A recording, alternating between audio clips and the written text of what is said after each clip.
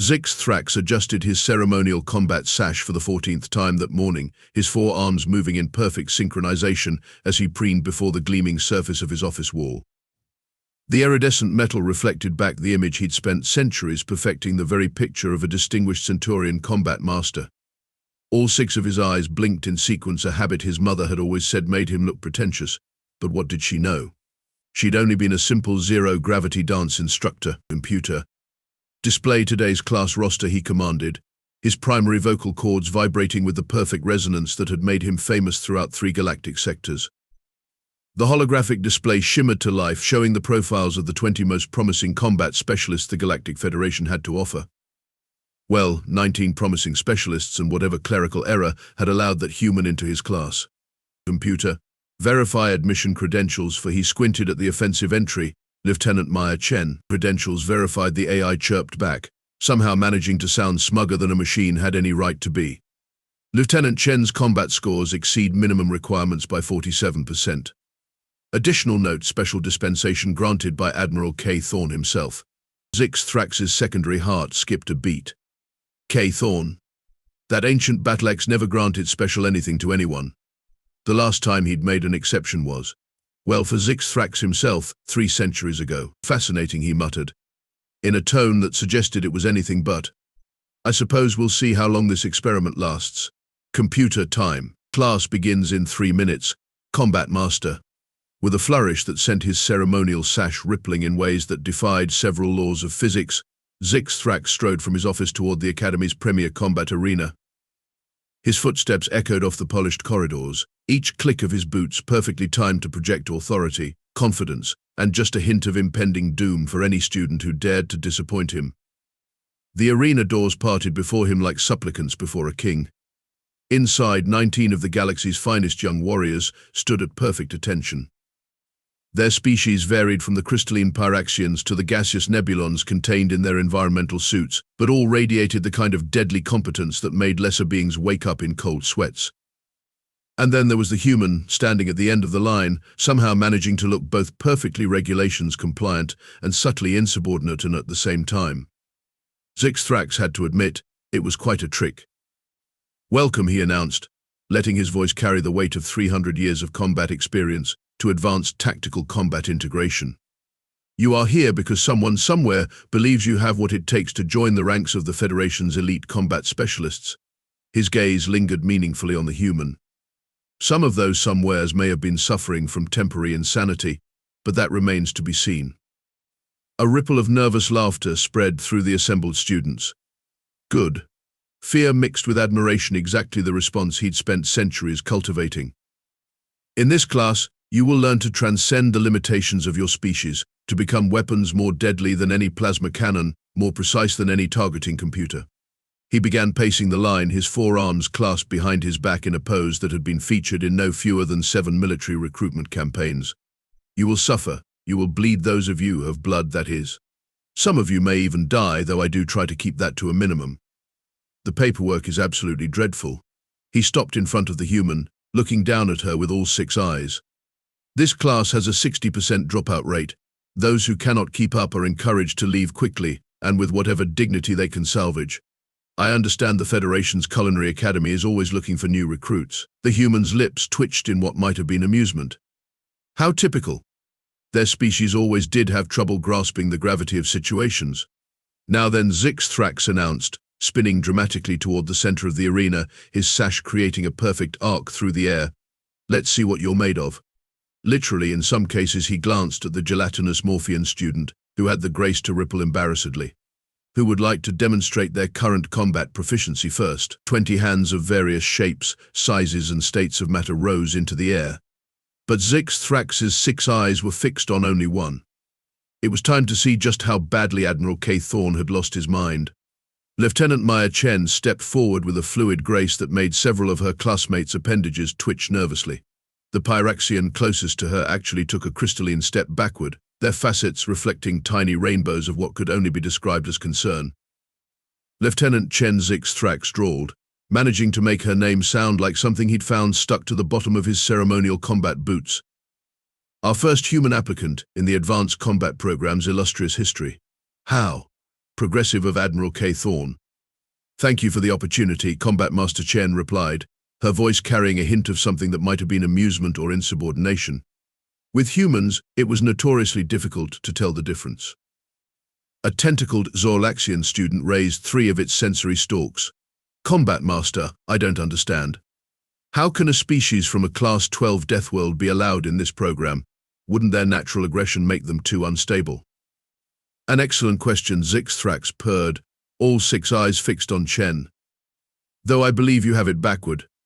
Humans aren't notorious for their aggression, they're notorious for their fragility. No natural armor, no backup organs, no evolutionary defenses worth mentioning. They're basically walking bags of mostly water."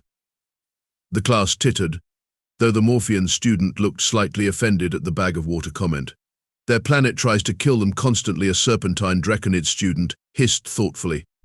"Atmospheric electrical discharges, tectonic instabilities, aggressive flora and fauna, extreme temperature variations. And yet they survived," Chen interjected quietly. The room fell silent. "We didn't just survive, we thrived. We turned our weaknesses into strengths. No natural armor? We invented it. No claws? We forged better ones. No venom? We created chemicals that make most biological toxins look like refreshments at a children's party." Zixthrax's secondary heart did that annoying skipping thing again. There was something in her tone, a kind of steel under silk quality that made his combat instructor's instincts twitch. Yes, very inspiring," he cut in, waving 2 of his arms dismissively while the other 2 adjusted his sash.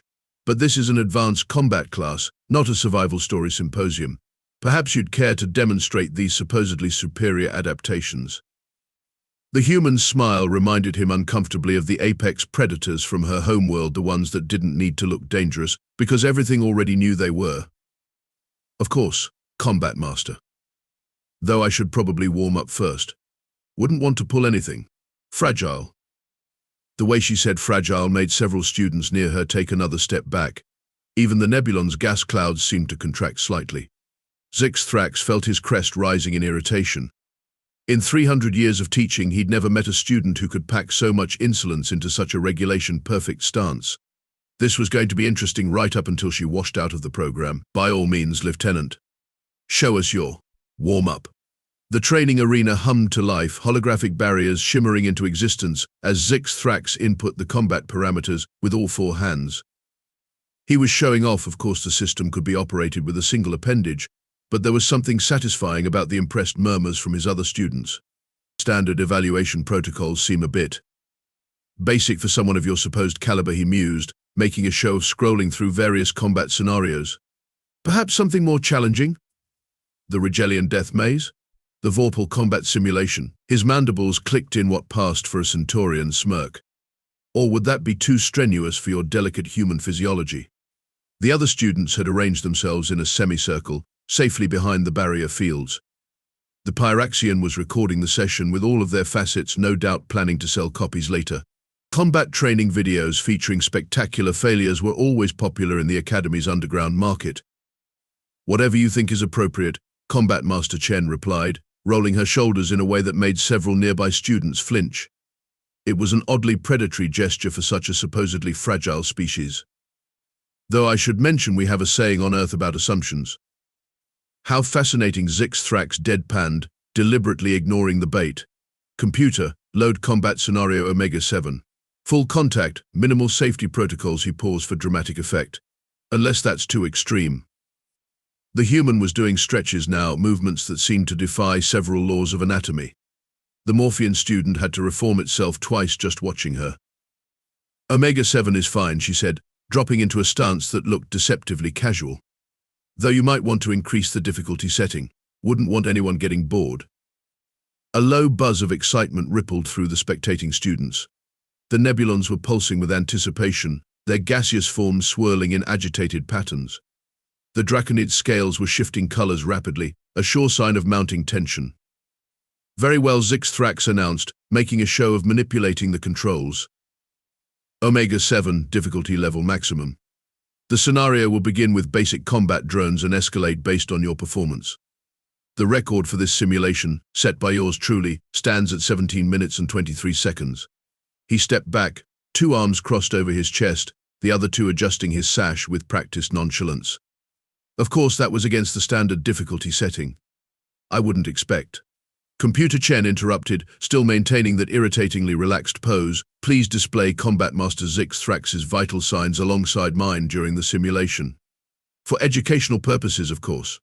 The absolute audacity. Zixthrax's crest fully extended, a physiological response he hadn't experienced since his own training days. I hardly think that's... Regulation 47B, subsection 12, she quoted, finally looking directly at him with those unsettling human eyes.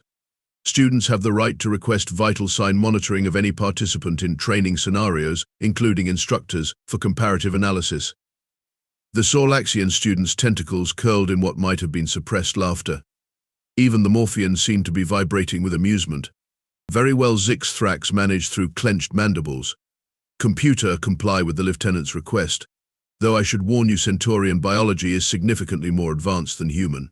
My natural advantages will make this much more interesting. Chen finished for him, dropping into a lower stance that somehow managed to look both completely vulnerable and absolutely lethal. Shall we begin? The combat drones materialized, sleek, deadly machines programmed with centuries of combat data. At maximum difficulty, they were capable of overwhelming even the most seasoned warriors through sheer numbers and adaptability. Last chance to reconsider, Zixthrax offered, making a show of magnanimity for the benefit of the watching students. There's no shame in admitting when you're out of your depth. Well, minimal shame, some shame, a reasonable amount of. Computer Chen called out, her voice carrying an edge that made several drones actually pause in their activation sequence, begin simulation.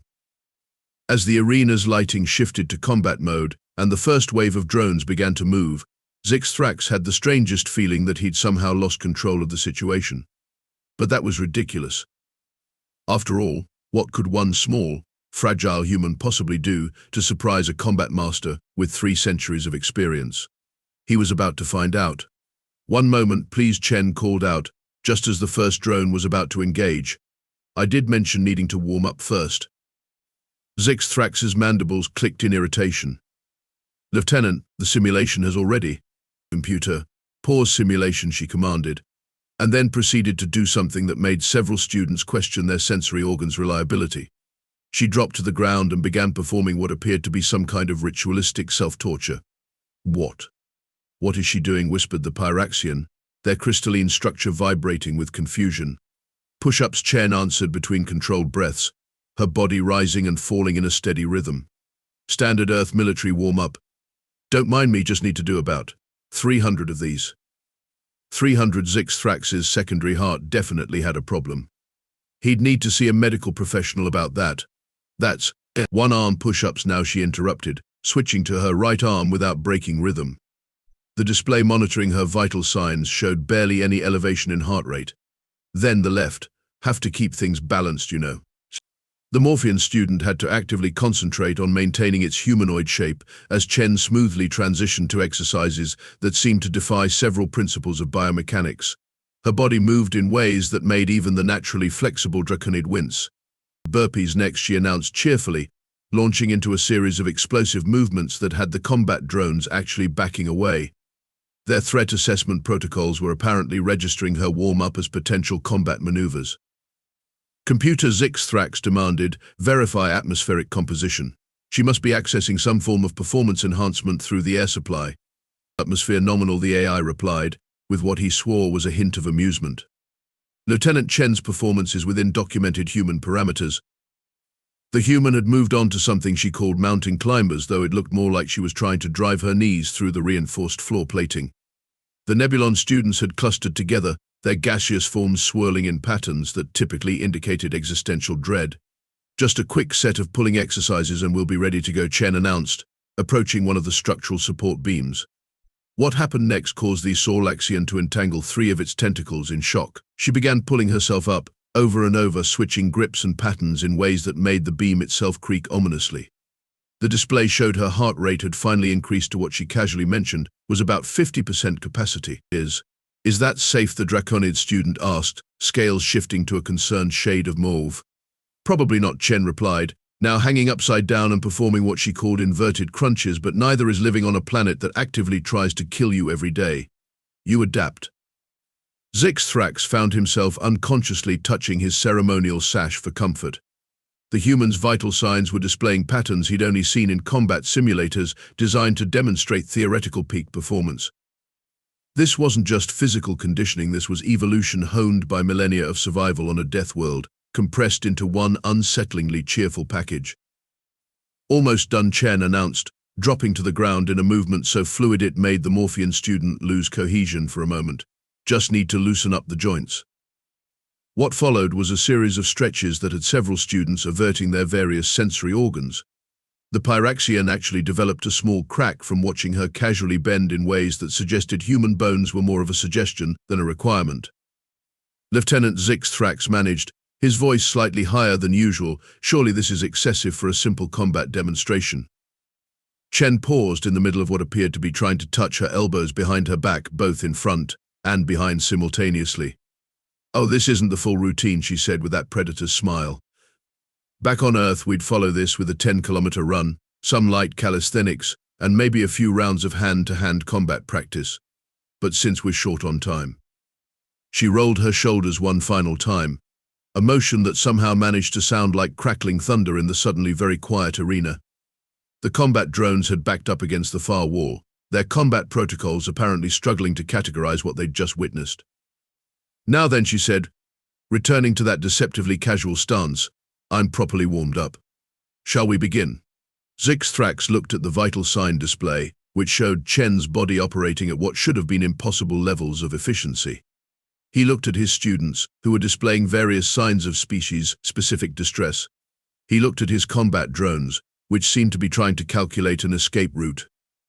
Finally, he looked at the human, this supposedly fragile creature, who had just treated military-grade training equipment like a casual playground, and called it a light warm-up.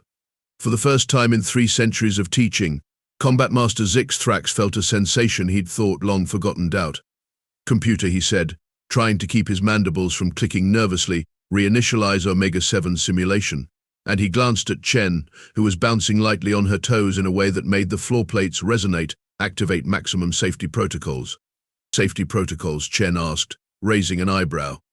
"I thought this was supposed to be challenging." The Draconid student's scales had shifted to the color of pure terror. The nebulons had condensed to their smallest possible volume. Even the Morphean had taken on a distinctly defensive shape.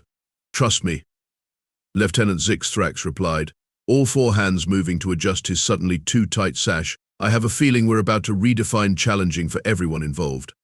The combat drones reactivated, their weapons humming to life. Chen's smile widened just a fraction, but it was enough to make every predatory species in the room take an instinctive step back. Class was about to begin. The first drone never stood a chance. One moment it was advancing with textbook precision, the next it was sailing through the air in 3 separate pieces. Chen moved with a speed that made the Draconid student's natural striking reflex look positively glacial. "Interesting technique," Zixthrax commented, trying to maintain his professional demeanor. "Though perhaps a bit." The second and third drones went down before he could finish his sentence. Chen flowed between them like water through crystal lattices, her movements an impossible blend of efficiency and brutality. The Pyraxians' recording facets were working overtime, trying to capture every angle of the destruction. "Computer, increase drone deployment by 200%, Zixthrax ordered. Surely quantity would overcome whatever this was. Chen's laugh echoed through the arena. "Now it's getting fun." She dropped into what appeared to be a formal stance. "Let me show you something we call Krav Maga. It's what happens when you take all the rules out of fighting." What followed was less a combat demonstration and more a masterclass in creative destruction. Drones fell like autumn leaves on Earth, a terrifying concept the class had studied in xenobiology. Chen moved through their ranks using what she casually described as just a few basics from various Earth combat styles. "This is judo," she explained, using a drone's own momentum to send it crashing through 2 of its companions. "Great for when your opponent is bigger than you, which, given human-sized standards, is pretty much always." The Sorlaxian's tentacles were tied in sympathetic knots as they watched. "Muay Thai," she continued, her elbow reducing a drone's central processor to scrap while her knee simultaneously incapacitated another. "Everything is a weapon. Elbows, knees, shins. Humans learned to fight with whatever we had available." Zixthrax's combat analysis subroutines were approaching overflow. Computer, deploy heavy assault units. Brazilian Jiu-Jitsu Chen narrated, somehow managing to sound conversational while wrapping her body around a heavy assault drone in ways that defied several laws of physics. Really useful when the fight goes to the ground. Though I should mention, there was a screech of tearing metal. Most of these were designed to kill rather than disable. I'm actually being quite gentle.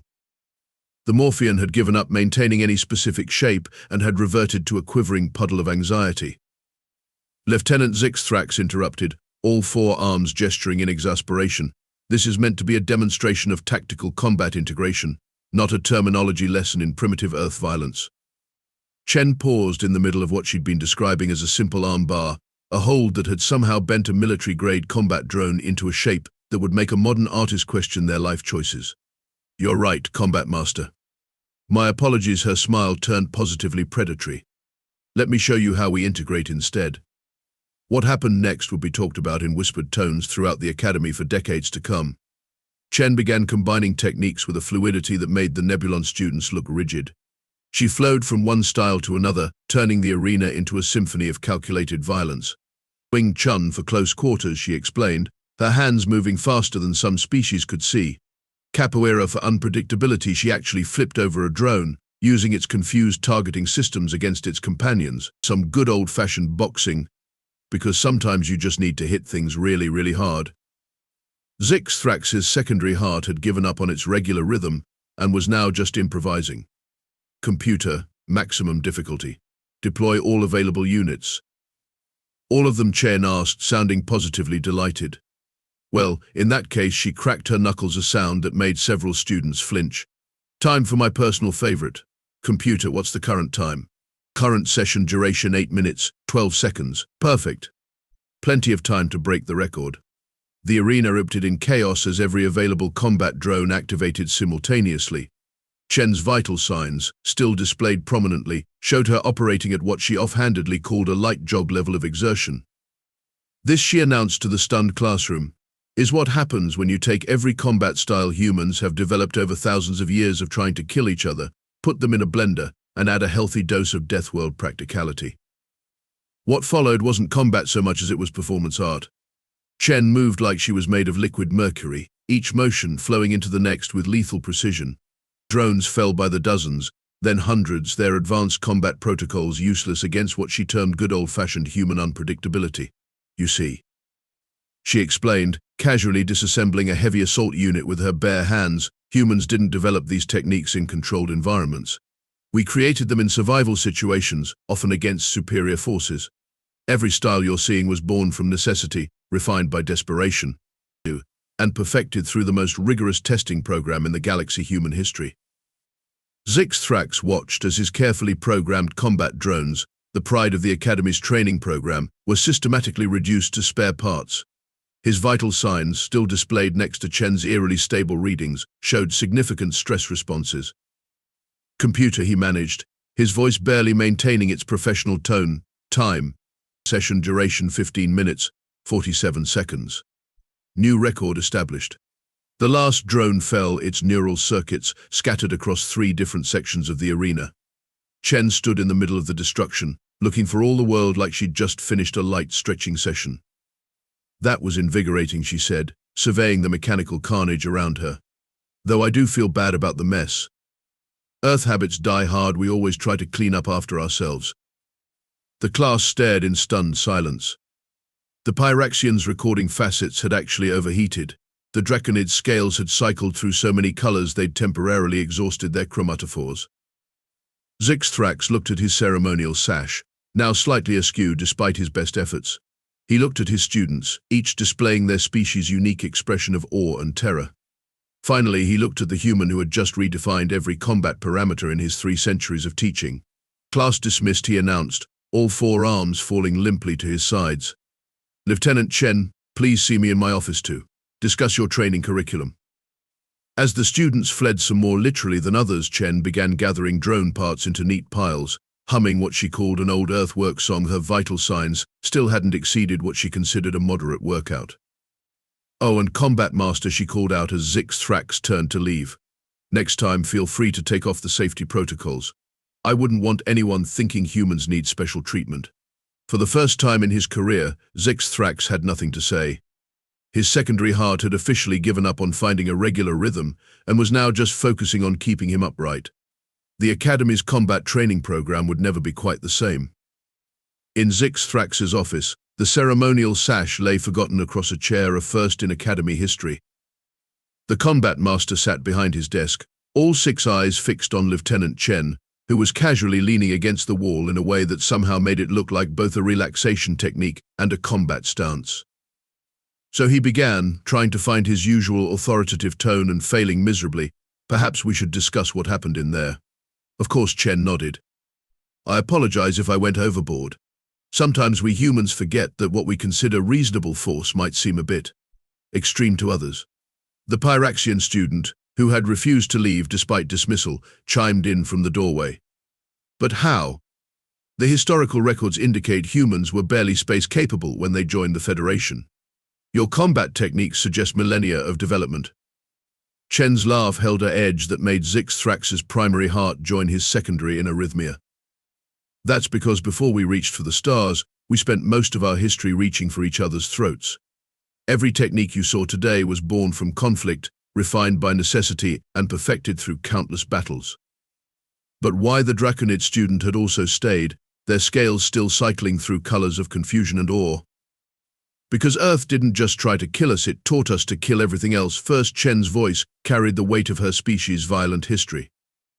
We learned to fight from watching predators, developed strategies by surviving natural disasters, and honed our skills through endless wars. What you saw wasn't just combat training, it was the distilled essence of human survival instinct. Zixthrax found himself leaning forward despite himself. The drone analysis shows moves that shouldn't be possible with human physiology. The strain alone should have broken us. Chen's smile was almost gentle now. Combat master, humans are born broken. Our bodies are constantly repairing themselves. We heal from injuries that would kill most species, adapt to poisons that should destroy us, and grow stronger from damage that would cripple others. We didn't become apex predators on a Deathworld by being fragile. The Morphian student, who had squeezed through the ventilation system to join the discussion, rippled with understanding. So when you said you were being gentle, I was using maybe 40% of what a human is capable of in actual combat conditions. The warm-up? That was just to make sure I didn't pull anything. Humans tend to perform better when we're slightly damaged. It triggers our survival responses. Zixthrax's professional demeanor finally cracked. Better when damaged. That's terrifying, Chen suggested. Yeah, we get that a lot. Why do you think we try so hard to seem non-threatening? The galaxy's a lot more comfortable when they think of us as those weird, fragile primates who somehow survived their death world through luck. The room fell silent as the implications sank in. The Pyraxian's crystals vibrated at a frequency that suggested deep contemplation. The Draconid scales had settled on a color that their species reserved for moments of profound revelation. I believe, Zixthrax said carefully, straightening his posture but not reaching for his sash, that I owe you an apology, Lieutenant. And perhaps the entire advanced combat program needs revision. Oh, Chen's eyebrow rose slightly. Yes, starting with the immediate integration of Earth combat techniques into the curriculum. And he managed what passed for a Centaurian smile. Perhaps you would consider a position as a guest instructor. Chen's predatory grin returned, but this time it held a hint of respect. I'd be honored, Combat Master, though we should probably requisition sturdier drones. As the students finally dispersed, discussing in hushed tones what they'd witnessed, Zixthrax found himself watching the human with new eyes. In 3 centuries of teaching, he'd never had to completely re-evaluate his understanding of combat capability. Lieutenant, he called out as she turned to leave. That saying you mentioned earlier about assumptions. Ah, yes, Chen paused at the door. On Earth, we say that when you assume, you make an ass out of you and me. She winked a disturbing human gesture that involved partially closing one eye. But in this case, I'd say it made for an excellent teaching opportunity. Zixthrax waited until she was gone before finally reaching for his ceremonial sash. He had a feeling he'd need all the comfort he could get when explaining to the Academy board why he needed a complete overhaul of the combat training program and a much, much larger drone budget.